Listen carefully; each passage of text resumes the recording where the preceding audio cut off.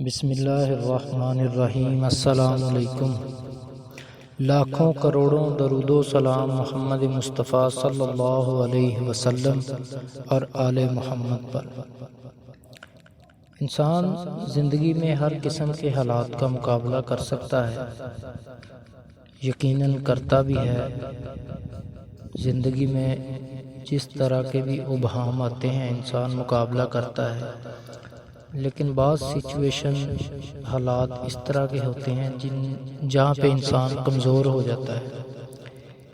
یہ میری ایک بہن کا میسج آیا تھا، اس لیے اس ٹاپک پہ ویڈیو بنانے لگا ہوں۔ میاں بیوی کی لڑائی جھگڑا ہمارے معاشرے کا وہ سچ ہے جس نے بہت سے گھر اجاڑ دیے۔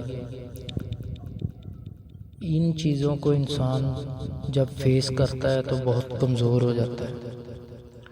یقیناً یہ رشتہ ایک ایسا رشتہ ہے، اس رشتے کی جو پریشانی ہے نا دونوں کے لیے، میاں کے اور بیوی دونوں کے لیے بہت خطرناک حد تک ہو جاتی ہے۔ اچھا، یہ لڑائی میاں بیوی کی جو لڑائی ہوتی ہے وہ اس کے اسباب کیا ہیں، اور میاں بیوی کا جھگڑا ہوتا کیوں ہے، اور ان کا حل کیا ہے؟ ہمارے معاشرے میں سب سے پہلے تو غلطیاں شروع وہیں سے ہو جاتی ہیں جب مطلب رشتہ کرنے کے بعد آتی ہے۔ بیٹی ہو، بیٹا ہو، بچی بچہ، جس کا بھی رشتہ کرنا ہو، سب سے پہلے چیزیں جو دیکھنے والی ہوتی ہیں وہ آج کل کے دور میں کوئی نہیں دیکھتا۔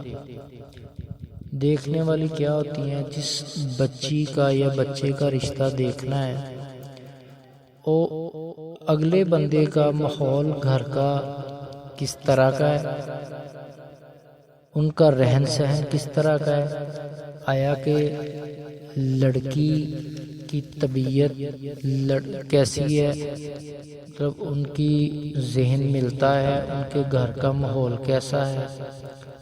اب ایک طرف کا ماحول اور ہو، دوسری طرف کا اور ہو، تو یہ پاسبل ہی نہیں ہے کہ وہ لڑائی جھگڑے کے بغیر زندگی گزار لیں، یہ ہو ہی نہیں سکتا۔ گھریلو لڑائی جھگڑے کی بنیادی وجہ یہی ہوتی ہے کہ ایک دوسرے کی سوچ کا مختلف ہونا۔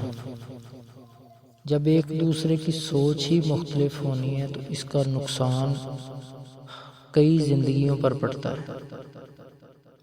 تو ہمارے معاشرے میں دیکھا جاتا ہے لڑکا جاب کر رہا ہے، یا وہ بزنس مین ہے، یا وہ مطلب لینڈ لارڈ ہے۔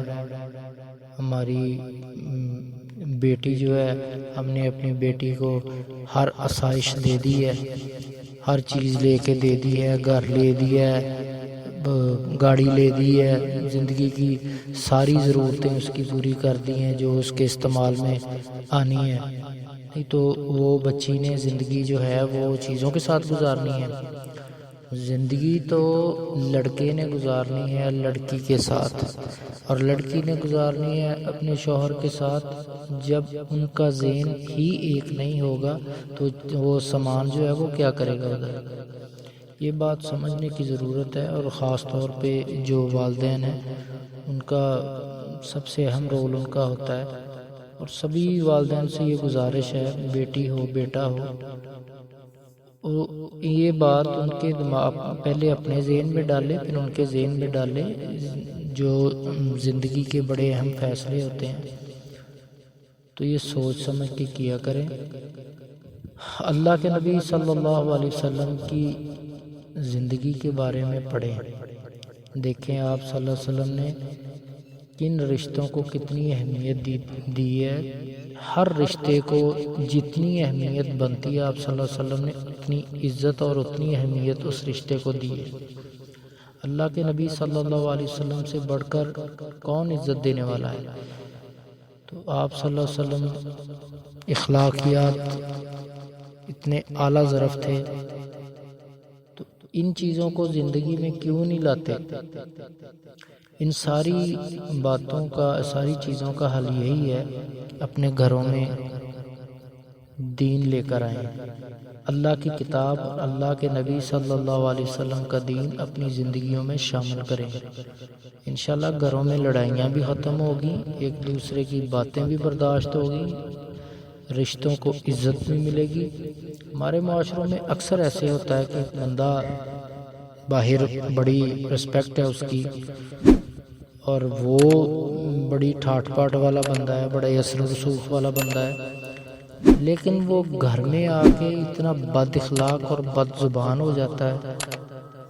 اور بہت سی جو عورتیں ہیں وہ بھی ایسے ہیں ہمارے معاشرے میں جو صرف اپنی زبان درازی کی وجہ سے اپنا گھر خراب کر لیتی ہیں، جب پیارے پیغمبر جناب محمد رسول اللہ صلی اللہ علیہ وسلم کی تعلیمات اپنی زندگیوں میں، اپنے بچوں کی زندگیوں میں شامل کریں گے تو انشاءاللہ یہ ذہنی ہم آہنگی، ذہنی مخالفت، لڑائی جھگڑے، زبان درازی ختم ہو جائے گی۔ اللہ کے نبی صلی اللہ علیہ وسلم کا اخلاق اتنا بلند تھا کہ آپ صلی اللہ علیہ وسلم کبھی کسی کو انگلی کا اشارہ کر کے بھی مخاطب نہیں کرتے تھے۔ اگر کسی کو مجلس میں، محفل میں بیٹھے اگر کسی کو مخاطب کرنا ہوتا تھا تو پورا ہاتھ کرتے تھے۔ آپ صلی اللہ علیہ وسلم کی اخلاقیات اتنی بلند تھی، اور آپ صلی اللہ علیہ وسلم نے فرمایا کہ دوزخ میں بہت زیادہ تعداد ان لوگوں کی ہوگی جو زبان کے بد اخلاق اور بد زبان ہوں گے۔ اس لیے میری ماؤں بہنوں سے یہ خاص طور پہ یہ گزارش ہے کہ اپنے اخلاقیات پر توجہ دیں، اور مرد حضرات جو ہیں وہ بھی اپنے لہجوں میں نرمی پیدا کریں، اور یہ جو انا کا چکر ہے نا، یہ انا رشتوں کے بیچ میں نہ لایا کریں، اور خاص طور پہ میاں بیوی کے رشتے میں انا کا تو چکر ہونا چاہیے نہیں۔ اللہ پاک کے ہاں اس انا کی کوئی حیثیت نہیں ہے، یہ بات ذہن میں رکھیں۔ ساری لڑائیاں، ذہنی مخالفت ختم ہو جائے گی انشاءاللہ۔ اللہ کے نبی صلی اللہ علیہ وسلم کی سنت کو اپناؤ، اپنے اخلاق کو بہتر کرو اور رویوں میں نرمی پیدا کرو۔ جس میاں بیوی کی لڑائی ہوئی ہو اور بیوی چاہتی ہو کہ اس کا خامن اس کے دل میں اس کے لیے عزت بھی ہو اور محبت بھی، تو اس کے لیے یہ وظیفہ میں بتا دیتا ہوں، لیکن اس میں نیت کا خالص ہونا بہت ضروری ہے۔ تو جب آپ نیت کو خالص کریں گے تو وظیفہ بھی تو تبھی کام دیتا ہے۔ اول و آخر درود پاک ایک بار اور 41 بار 41 ٹائم یا مالک الملک یا مالک الملک، یہ 11 دن کریں، انشاءاللہ یہ لڑائی ختم ہو جائے گی۔ نیک نیتی سے پڑھیں اور اپنا دل جو ہے وہ صاف کر کے پڑھیں۔ اللہ پاک سب کو اپنے حفظ و امان میں رکھے۔ جزاک اللہ۔ السلام علیکم۔